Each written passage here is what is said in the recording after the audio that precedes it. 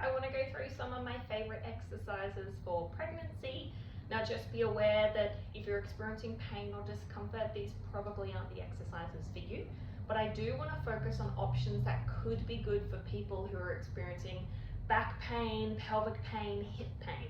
So we do know that the ab muscles are slowly elongated and separate as pregnancy progresses. And if we can try and moderate or maintain as much strength in the abs, in the core, and in the pelvis, the hope is to try and minimize or prevent the likelihood of you experiencing any of these pains. Or if you're already experiencing them, trying to make sure that they don't get worse throughout your pregnancy. So from an ab point of view, I really love exercises that you can do in sitting or in your hands and knees, because we know from your mid-20s weeks onwards that your medical team tends to recommend not laying on your back anymore. So the exercise we're going to do first is going to be a seated lean back. So I'm going to prop myself on the edge of a nice firm supported chair. I'm going to make sure my body's in a nice straight line, and I'm going to hinge backwards from my hips, trying to keep my body in a nice straight line. Now, you'll get to a point where it feels like either you can't go any further, or if you're more pregnant, you might notice a little doming or bulging happening in your belly. Now, we don't necessarily want to push into that, particularly if anything's uncomfortable. So it might be a very small movement that you hold for a couple of seconds so you can feel your tummy muscles on, and then lean forward. Let me show you from the side. So in this position, body's in a nice straight line.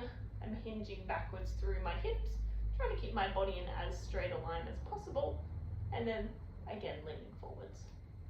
Hinging backwards, going to as far as is comfortable, and then leaning forwards. Exercise number 2 is going to be our hover. Exercise number 2 is going to also be for our abdominal and core strength. I also find this one as a whole body exercise. So great for posture in our shoulders and our upper back, and really good for lower limb strength, supporting our body weight. So we're going to have to get down onto the ground for this one. So prep yourself on a nice supported surface, and I'll meet you there in a second. Now that we're on the ground, let's go into our hands and knees. So we want our hands underneath our shoulders. We want to make sure the elbows are not locked straight, but they're slightly soft. Knees are going to be underneath the hips. And for this exercise, you need to bend your toes up. So our weight's going to go through our hands and our toes. We're going to try and keep our back nice and straight. And we're going to gently lift our knees up off the ground and slowly lower back down. Lifting up and lowering back down. Now you can make this harder by holding that position, but we actually don't want to go too far off the ground. Just a little lift, hold, and a lower. It's often quite comfortable for people who are experiencing back or pelvic pain, and it's a really good way to still get those ab muscles engaged and hopefully building up some strength throughout your pregnancy. Exercise number 3, we're also going to use a chair for this one. Now we're doing squats. Squats are a great exercise to work on our glutes and our leg strength, and I find that people experiencing hip pain often need to make sure that their glute muscles are still functioning really well, as this desensitizes the hip.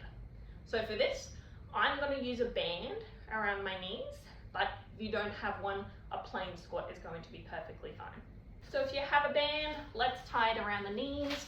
I want it relatively tight, just above the knee, against your upper thigh. And then once we've got it into position, again, we're propped onto the edge of a chair. My heels are brought slightly behind, and my knees are going to pull out into that band, and that movement is what's helping to get those glute muscles activating well. I'm going to lean forward, push through my legs to stand up, and then poke my bottom out to sit onto the edge of the chair and go up and down. The lower your chair is or the softer it is, the harder it's going to be. And if you're getting any form of pain or discomfort, you can use some towels or any firm surface to sit you up a little bit higher, and that might be more comfortable.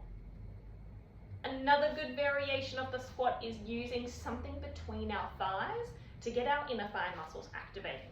So if you're experiencing pubic pain at the front here, there's often a combination of dysfunction or weakness in the inner thigh muscles. So we can bias our squat to get those inner thigh muscles working just by gently squeezing onto something. It doesn't have to be a foam roller, it can be a cushion, a towel, whatever you've got at home.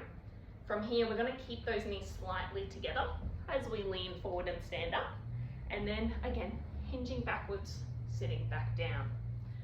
Now, you might notice slight discomfort with this if you're feeling it in your pubic bone, as long as it's very mild and it doesn't get worse throughout this exercise.